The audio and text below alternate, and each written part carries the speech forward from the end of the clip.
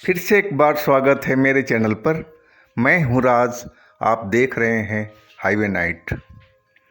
दोस्तों, आज की जो कहानी है महेश जी का है, लखनऊ के। तो चलते हैं इनकी कहानी में। लेकिन दोस्तों, आपने मेरे चैनल को सब्सक्राइब नहीं किया है तो प्लीज़ कर लीजिए, धन्यवाद।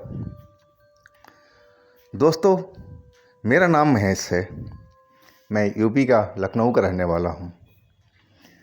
मेरे साथ जो घटना घटी थी ये लगभग इसको 7 साल का आसपास गुजर गया है। मैं उस टाइम पढ़ाई करता था, कॉलेज में था। मेरे भाई एक ऑफिस में अच्छे पोस्ट पर थे और भाभी हमारी बहुत प्यारी थी। मेरी छोटी बहन की शादी थी और उसी में मेरी भाभी की छोटी बहन आई हुई थी। तो शादी तो गुजरे करीब करीब 1 हफ्ता हो गया था और सारे मेहमान जा चुके थे। लेकिन भाभी की जो बहन थी उसको भाभी ने रोक लिया था। पिताजी उसके बोल के गए थे कि बेटा जल्दी से भेज देना इसको, कि इसकी पढ़ाई का भी नुकसान होगा। भाभी का छोटी बहन का नाम शिप्रा था और शिप्रा की तरह ही बहुत खूबसूरत थी वो, बहुत ही सुंदर, और मुझे बहुत प्यारी लगती थी। मैंने बहुत उस पर फिदा था, लेकिन वो तो हमें भाव ही नहीं देती थी बिल्कुल भी। एक शर्मीली की तरह, छुई मुई की तरह अपनी भाभी के साथ में, अपनी दीदी के साथ में चिपकी रहती थी। अब मुझे तो कभी मौका ही नहीं मिला उससे अकेले में बात करने का। मैं बहुत मौका ढूंढता रहा, लेकिन अगर मिलता भी तो वो छुई मुई की तरह हो जाती थी और रोने लगती थी, चिल्लाने लगती थी। मैं डर के खुद ही भाग जाता था। और आज वो टाइम था कि मैं भैया की कार लेकर के इसको अपना शिप्रा को गांव छोड़ने जा रहा था और रात हो चुकी थी। मैं शाम को ही निकला था, करीब 7:30 बजे, जब भैया ऑफिस से आ चुके थे। तो उन्हीं को कार लेकर के मैं चल पड़ा था। वो पिछली सीट पे ही बैठी थी अपना सूटकेस लेकर के, और मैं अपना कार को ड्राइव कर रहा था। मैं करीब 9:30 बजे के आसपास उसके गांव से करीब 10 किलोमीटर के आसपास बचा हुआ था रास्ता। अब मुझे थोड़ा सा बाथरूम जाना था। अब मैंने अपनी गाड़ी साइड में रोकी और नीचे उतर गया मैं। अंधेरा तो काफ़ी बाहर था और ट्रैफिक भी मुझे अब दिखाई नहीं पड़ रहा था। बिल्कुल सून सपाटा एरिया पड़ा हुआ था और मैं साइड में चला जाकर के बाथरूम करने लगा। और जब वापस आया तो गाड़ी के पास में मुझे कुछ परछाई सी दिखी और वो सेकंडों की काम था। उसके बाद मुझे नज़र नहीं आया। मैं सोचा कि मेरे मन का वहम है, ऐसा कुछ नहीं होता, सब कुछ ठीक है।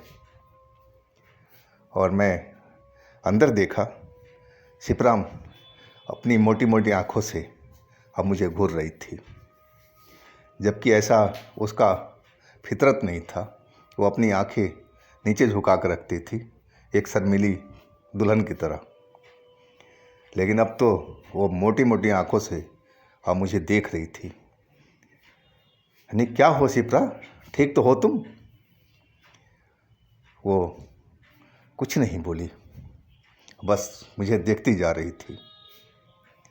मैंने कि इसको क्या हो गया, छुई मुई से ये ऐसे कैसे हो गई? मैं बोला शिप्रा कुछ बोलो तो सही। और तभी वो मुझे इशारा किया पिछली सीट पर आने के लिए। मैं समझा कुछ बताना चाहती है। मैं सूटकेस को साइड नीचे रखा उसका, गाड़ी के अंदर ही पैरों के पास में, और थोड़ी सी जगह बना करके मैं वहाँ बैठ गया। नहीं कि हाँ सिपरा बोलो, क्या बात है। सिपरा तो जैसे, अब क्या बताऊँ मैं, कि ऐसे चिपट गई मेरे से जैसे जन्मों जन्मों की प्यासी हो। और उसका ये हाव भाव, ये रवैया देख करके मैं तो अवाक ही रह गया। मेरा तो शरीर जैसे सन्ना सा रह गया था कि कहाँ छुई मुई ये लड़की और कहाँ आज, और मैं अब क्या करता। और उसका जो बिहेवियर था वो अलग ही हो चुका था। वो ऐसे मैंने कभी इसका रूप देखा नहीं था। मेरे घर में काफ़ी दिन तक रही, लेकिन मैंने कभी इसका रूप नहीं देखा था। अचानक इसको क्या हो गया है। मैं अपने मन पर नियंत्रित करने लगा, नहीं कि सिपरा सिपरा होश में आओ, होश में आओ। लेकिन वो तो मुझसे एकदम लिपटती चली जा रही थी और ऐसे देख रही थी जैसे मुझे कच्चा ही खा जाएगी। अजीब अजीब सी आवाज़ें उसके मुंह से निकल रही थी। अब मैं एकदम डर चुका था, सही बताऊं, मैं डर के कांपने लगा था उसका ये सब रूप देख करके। और तभी मुझे लगा कि मैं जो परछाई देखा था इसका कहीं असर तो नहीं है सिपरा पर। और मैं जल्दी से कार से निकल चुका था पिछली सीट से और गेट को बंद किया और मैं अपनी सीट पर आ चुका था। लेकिन सिपरा तो जैसे एकदम पागल हो चुकी है सिपरा। मेरे पीछे से मेरा कॉलर पकड़ के अब मुझे अपने पास खींचने की कोशिश कर रही थी और कुछ बोल नहीं रही थी, बस उसकी गुर्राहट निकल रही थी किसी जानवर की तरह और हाँफ रही थी जोरों से, सांस तेज तेज दे रही थी। मैं तो एकदम डर चुका था बुरी तरह से। अब मैं गाड़ी स्टार्ट किया और बस वहाँ से निकलने लगा था।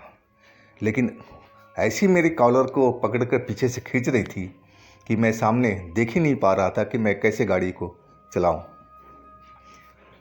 और गाड़ी मुझे रोकना पड़ा। नहीं कि सिपरा तुम होश में रहो, कॉलर छोड़ो मेरा पीछे से। और मैं उसकी तरफ करके बात करने लगा। लेकिन वो तो मेरा कॉलर को पीछे से इतनी ज़ोर से पकड़ी हुई थी कि लग रहा था कि मेरा शर्ट ही फट जाएगा। मैं अब समझ में नहीं आ रहा था कि मैं करूं तो क्या करूं। मैं बहुत उसको समझाने की कोशिश कर रहा कि सिपरा तुम तो शरीफ लड़की हो, तुम तो ऐसी नहीं थी, क्या हो गया तुमको। लेकिन नहीं, वो तो मेरी बात को जरा भी सुन ही नहीं रही थी, वो अपने मन को किए जा रही थी। मैं एकदम डर के मारे अब कांपने लगा था। मैं भगवान को याद करने लगा। अब मुझे पक्का यकीन हो चुका था कि जो मैंने वो साया देखा था शायद ये उसी का असर है। बोतल के पानी पड़ा था मेरे पास में और मैं अपना बोतल खोला और उसके ऊपर में डाल दिया पानी। पानी पड़ने पर वो ज़ोर से एक बार चीखी कर्कश आवाज़ में और फिर बिल्कुल शांत हो गई थी। और यही मौका था कि मैं वहाँ से गाड़ी भगाना शुरू कर दिया था। मैं गांव में पहुँच गया था। गांव में जब पहुँचा, पीछे देखा, तब उसकी आंखें अब बंद थी और सीट पर टेक लगा के सो रही थी जैसे लग रहा था। मैं घर के पास में उसको अपनी गाड़ी रोकी। मैं हॉर्न दिया तो इसके फादर निकले थे बाहर और निकलते ही बोले, अरे बेटा काफ़ी देर हो चुकी, कहाँ रह गए थे तुम लोग। नहीं कि जी हम तो सही आ रहे थे, अब थोड़ा बहुत तो आगे पीछे टाइम हो ही जाता है, लेट हो ही जाता है, रोड है जी। बोले वो तो बात है बेटा। सिपरा क्यों सो रही है। यानी कि जी आपको क्या बताऊं, एक रास्ते में छोटा सा बात हो गया था। अब वो डर चुके थे मेरी बात सुनकर। क्या हुआ बेटा। यानी पहले सिपरा को तो अंदर ले चलिए अंकल। सिपरा अब जग चुकी थी और बिल्कुल सही लग रही थी। उसकी शिप्रा की माँ पूछने लगी, शिप्रा तू ठीक है ना? हाँ बोल बोल सही। शिप्रा बोली, हाँ माँ मैं ठीक हूँ, मुझे क्या हुआ? मैं बोला, आप चलिए अब घर के अंदर, मैं बताता हूँ आप लोगों को। फिर मैं गाड़ी वाड़ी लॉक करके तब मैं अंदर गया और फिर अकेले में शिप्रा को, माँ को और फादर को मैं सारी बात बताया था कि ऐसे ऐसे मैंने एक साया देखा था, मैं बाथरूम कर रहा था और वही साया का डर था कि साया कहीं इसको ऊपर हावी हो गया था। से पहले कभी भी ऐसा कुछ तो नहीं हुआ था इसके साथ में? बोला नहीं, आज तक नहीं, हमारी बच्ची तो बिल्कुल सही थी। यानी कि जी अब वही हो सकता है कि बस वो साया ही का काम था ये, और अचानक इसके शायद शरीर में प्रवेश कर गई हो। अब मैं तो पानी डालता इसके सर पर और कुछ नहीं, और तब से ये मुझे ठीक ही लग रही है। लेकिन माँ बाप उसके चिंतित तो थे ही, किसी का भी माँ बाप चिंतित हो सकता था ऐसे हालात में। बोले ठीक है बेटा, चलो तुमने अच्छा किया, सही टाइम पर सही निर्णय लिया, लेकिन एक बार हम सुबह इसको ज़रूर किसी पंडित से दिखवाएंगे। यानी कि जी जी दिखवाइएगा ज़रूर। और अब मुझे भी रात भर उस चक्कर में नींद नहीं आई थी कि आखिर इसको क्या हो गया था, कौन सी ऐसी साया थी जो ऐसी इसके साथ में हरकत करवा रही थी मेरे साथ में। वो तो मैं टाइम पर सचेत हो गया था, ना जाने क्या होता हम दोनों के बीच में, फिर तो मामला सही नहीं होता। भाभी को मैं क्या मुंह दिखाता, इनको क्या मुंह दिखाता मैं। लेकिन भगवान ने सही टाइम पर मेरा चेतना को जगा दिया था। तो दोस्तों, ये थी महेश जी की कहानी। अगर आपके पास भी कोई अपनी आप बीती है, कहानी है, कोई घटना है, तो हमें व्हाट्सएप नंबर पर शेयर कीजिएगा। हम आपकी कहानी को ज़रूर बनाएंगे। और हमारे चैनल को सब्सक्राइब कीजिएगा, लाइक कीजिएगा, शेयर कीजिएगा। और हम फिर कल मिलते हैं एक नई कहानी के साथ में। नमस्कार।